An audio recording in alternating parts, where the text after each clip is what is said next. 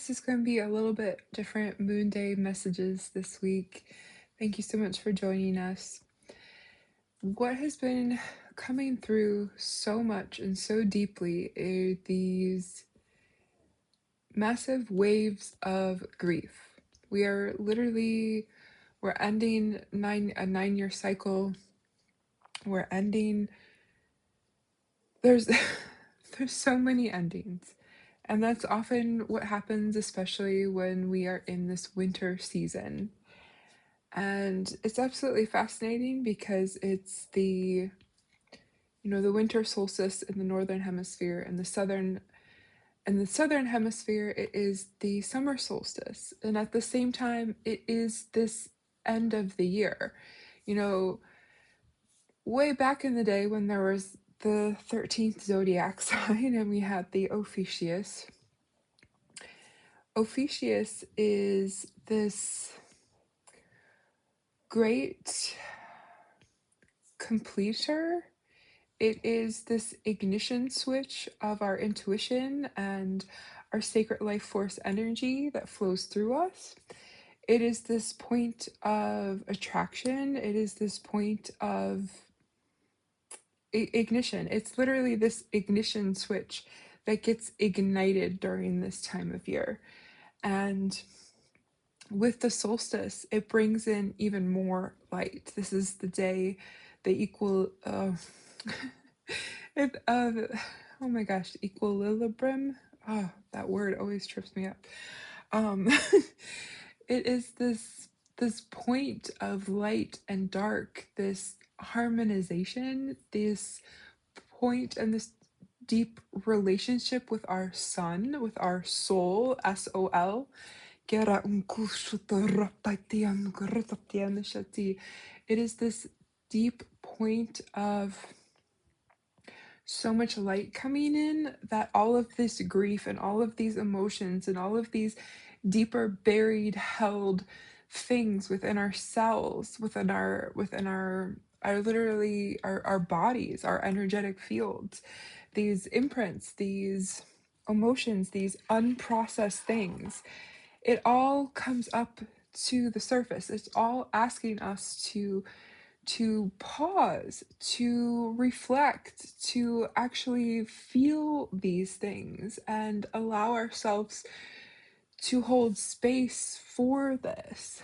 And I've been seeing a lot of patterns, a lot of things, and a lot of talk about next year and how so many people they want to go analog, they want to go offline, they want to, so many people are rising up against like all of this AI stuff and all of this like overuse of the technology. And I will be 100% real with you, I have been having a great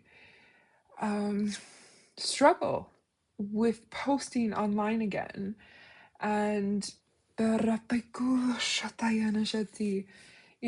recognizing this as a tool, and at the same time the tools that we use do everything that they can to get you to stay on that app for 5 minutes, 10 minutes, 15 minutes. An hour later you're still scrolling on Instagram. And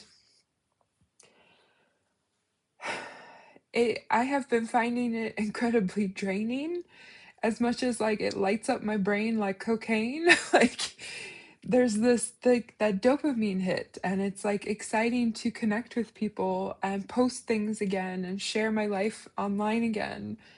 And at the same time there's something so deeply draining about it. So I feel like this completion of this 2025 as we roll into 2026, first of all, I'm seeing all of this. So all of these patterns about, where so many people want to go analog and they want to go offline. And that is absolutely beautiful. And at the same time, going offline for me means my community kind of just like basically disappears, because so many of us are scattered at literally on different parts of this world. It's hard to come together physically with other people who are not out there siphoning other people's energy. um I had a little incident the other day just trying to go to the ceramic studio. Um, so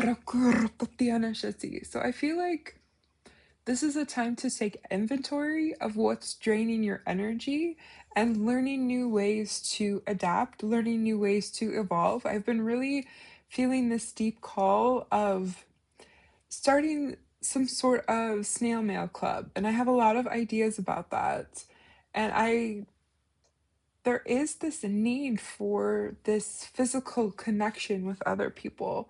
And I do see that trend taking place in the next years, in the next decades, of this returning to those simpler things, returning to that deeper innocence. And when I say innocence, I mean inner sense, those inner senses within us, not allowing these external forces to override what our inner senses are telling us, and actually listening to our body and slowing down instead of speeding up. In the world, the external forces are always trying to speed us up and go faster. And I feel this deeper rise of the feminine life force that is within each one of us. It's an energy, it's a frequency. I do not care whatever gender um, you want to align with or not align with. We all have a feminine frequency within us. We all have a masculine frequency within us. You can call that a positive frequency and a negative frequency if you don't want to use words, or you don't want to use gendered words. But that's like, it's literally a life force that is within us. And I feel this rise of the feminine. I feel this rise of really returning to those deeper roots and those deeper strengths and those deeper wisdom that is within us. It's returning and connecting to that crystalline body, that light body, bringing through that wisdom, bringing through that information, bringing through the cellular structure and the healing. And that's like another thing I keep seeing about that word healer, and how there's so many people out running around pretending that they're healers, but really they're just literally siphoning people's energy, stealing people's destinies, and pretending they're channeling this person and that person, and they're just, I can heal you. And this is like, we're going to see this deeper trust within ourselves and not outside of ourselves with external forces. Like, for me, when I am channeling and I'm doing, healing sessions or readings, or, I'm creating these YouTube videos, it's like everything that comes through me is coming directly from God, Source, Creator, our beloved Most High. It's coming through the Divine Mother. I am not here to heal you. I'm here to ignite, to activate that self-healing, self-regeneration that is within you. I'm here to remind you that it can be done. I'm here to remind you that, I'm here to remind, inspire, and confirm things that are already inside of you. As a shaman, yes, I can see between worlds, I can see dimensions. I've literally been feeling about 12 different versions of myself, and all of these different lifetimes, and all of these different poles, and all of these different gifts, all within this one moment. And it's knowing and realizing you are this multidimensional person, and you are able to heal yourself. And sometimes it's really fucking helpful to have someone who has been there to hold your hand, to have a mirror and show and reflect back to you, to encourage you, And it's also important to recognize and realize those points within yourself when it's like, yeah, I don't need this external force. I don't need this external person to tell me who I am or what I am about. Sometimes it is really freaking helpful to have a shaman, to have a guide, to have an oracle give you guidance, give you support, give you that safe container for your inner child to come out. And then it's building that muscle within yourself. It's building and strengthening that core within you, and then, taking off the training wheels. I am a teacher, I am a guide, I am a priestess, I am an oracle, I am all of these things in one package. And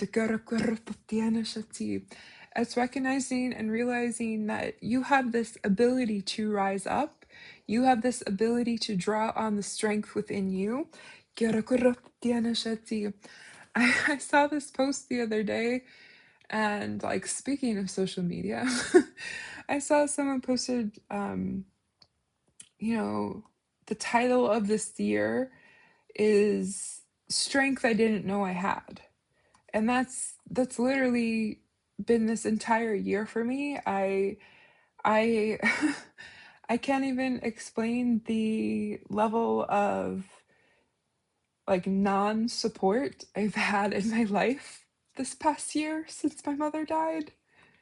I know I have God, and that's about it. Um, and I have had to figure things out on my own my whole life. And I always had some sort of safety net with my mother. And now that she's gone, there's no safety net. There's nothing. And this year tested everything in me. And I feel a lot of you feel the same way. This year poked and prodded at every fucking wound until it bled even more. There has been such a deep cleansing and such a deep shedding. Looking at the Chinese zodiac, so many people are already talking about it's going to be the year of the horse. It's not going to be the year of the horse till fucking March 2026, okay? So, honey, you've got a few more months to go of this clearing and cleansing and regrowing, and a rebirth is assured. But now it's this call to action of deep rest and introspection and going within yourself and really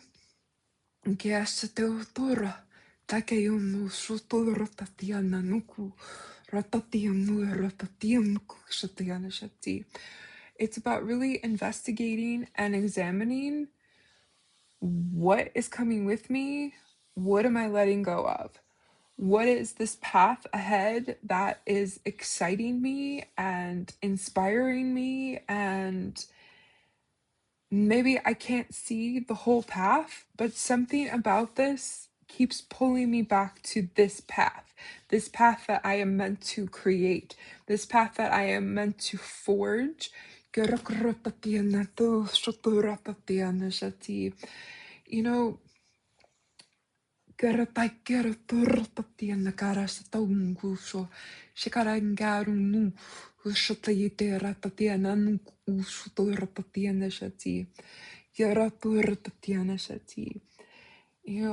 Along my journey over the past 15 years, one of the biggest shifts that have helped me has been energy healing.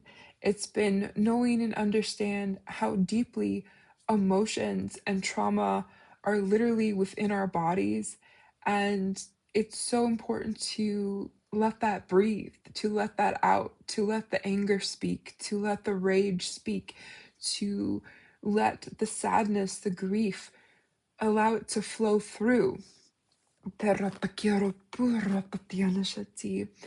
And it's incredible what, energy healing and light language and this ability to see energy, how much that affects our physical body.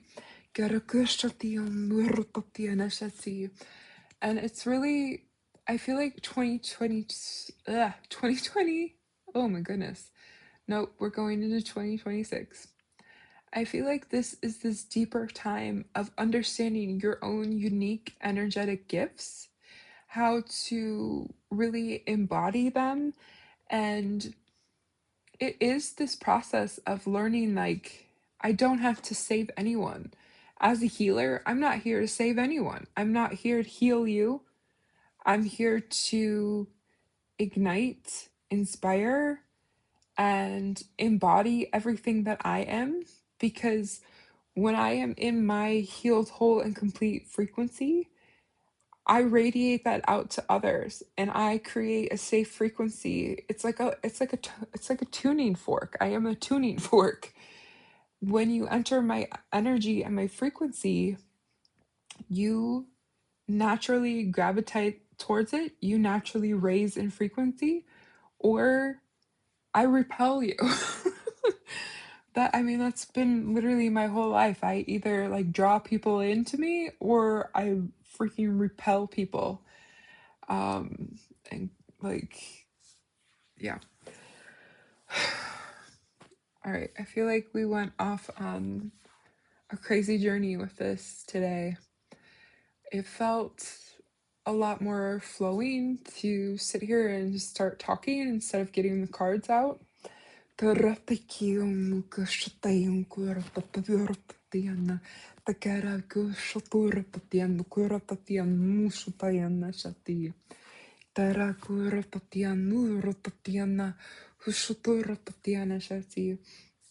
me know in the comments how you have been feeling with social media.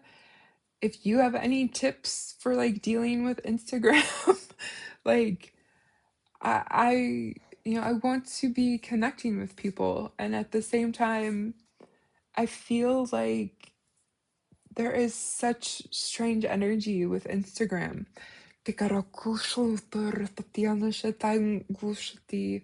Like like all of it. YouTube doesn't feel as intense as the other platforms for whatever reason.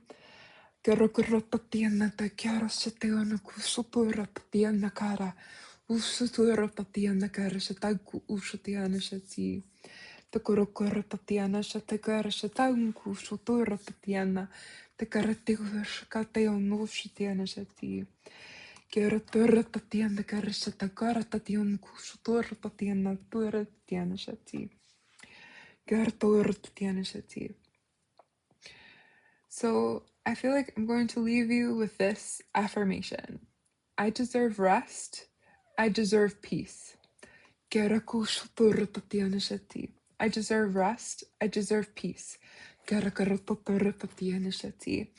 with that, we will see you in the new year in 2026. I am turning 41 on the 27th, and I am riding those waves of grief, and I am processing, and I am doing my best right now, and we will see you next time. We're sending you so much love and blessings. Namaste.